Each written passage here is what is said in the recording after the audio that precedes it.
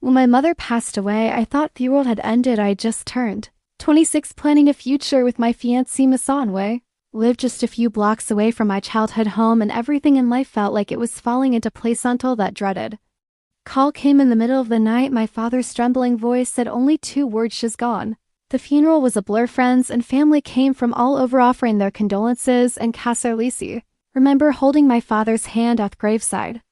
Service's grip was tight, like he was afraid to let go of the unliving that still tethered him to her. My mum had been his high school sweetheart. They'd been married for over 30 years. I couldn't imagine the pain he was going through in the weeks that followed. I found myself visiting him more often than not. At first, it was just to make sure he was eating, but it became an emotional check-in eventually.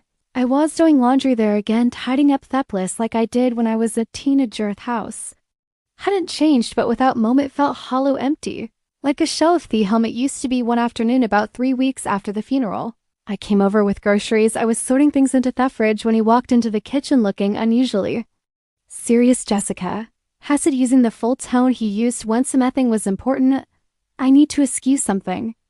I turned to look at him. "What's up, Dad?" "I want you to move back in just for a little while." I paused. "What, why?" "You know, Mason and I." He cut me off gently. I know, it's just this house is too quiet. I haven't been sleeping well. I eat dinner alone. I wake up alone, and it's not something I'm used to." I could see the pain in his eyes, the loneliness, a kind of sadness I hadn't seen even during the funeral. I swallowed the lump in my throat. "Okay," I said finally, "but just for a little while." I talked it over with Mason, who understood, though he was hesitant. "It's a hard time," he said, "but if you think it'll help him heal, go for it. Just don't lose yourself in it, Jess."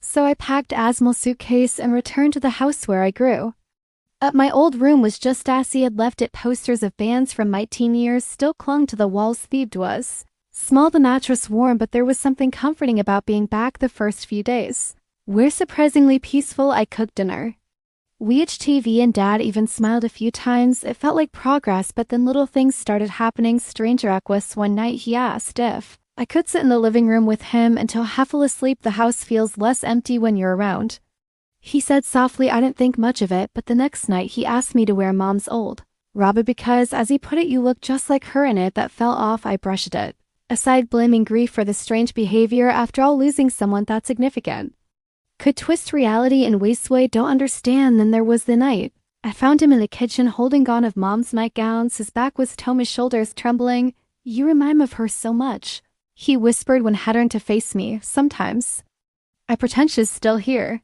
His eyes were glassy. Didn't know whether to hug him or Rooney stayed. I comforted him, but inside I started questioning everything. Was this normal grief, or was he slipping into something else? A few nights later, everything became clear, and frighteningly, we're having dinner, just spaghetti and meatballs, a simple meal. He buttered his spread slowly, then looked up at me. "I've been thinking," he said, "about moving." Oni smiled, relieved. "That's good, Dad. Mom wouldn't want you to be alone forever."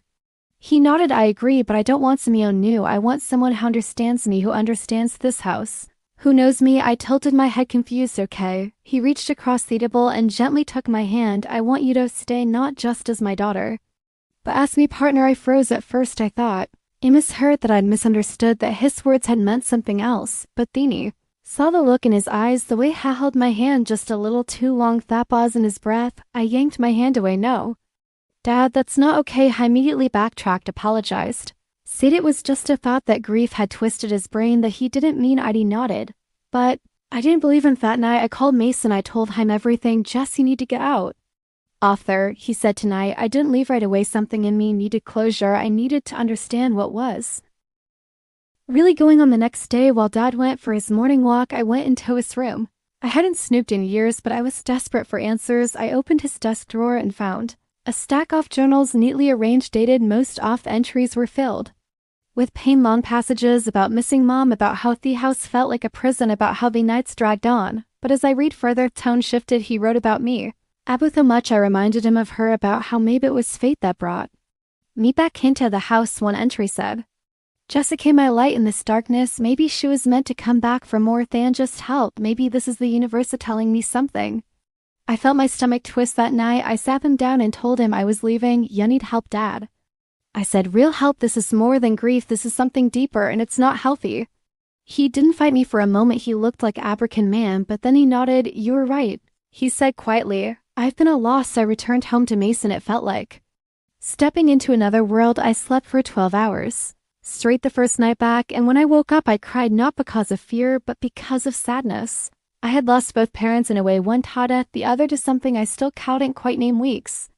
Past dad started therapy, he joined a grief support group, I stayed in contact, but I kept boundaries slowly. He began to change, he planted new flowers in mom's garden, started cooking his own meals, even made a few new friends from his group. It wasn't perfect, but it wasn't nothing. As for me, I learned how complicated grief can be, how it can distort, manipulate, and even rewrite your sense of reality, but I also learned that love, real, genuine love, sometimes means walking away, setting limits, saying no. I still visit him once a week. We talk about mom.